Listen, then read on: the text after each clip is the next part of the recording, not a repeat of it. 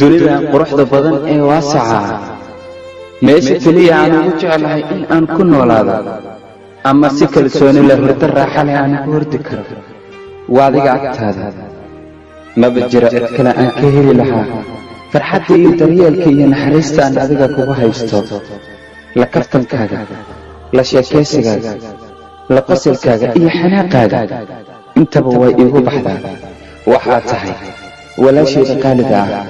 saaxiibtayda rumaad iyo jacaylkayga dhabtaa waad ku mahadsan tahay maadaama noloshayda dhadhan iyo xiise aad u yeeshay waan ku jeclahay noloshaan aad ku jeedad aad ayay u macaan tahay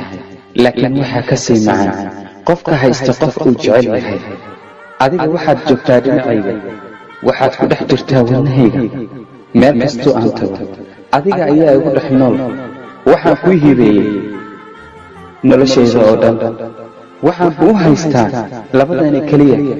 inaan adduunkan joogno ama aan ku noolnahay dayaxman saarin dheehoocanay dhammaystiranay midkuu yara dhow dhalal badanay midkuula dhabano dhabiil dumarahay dhigaagaagee dayaxman saarin dheehoocanay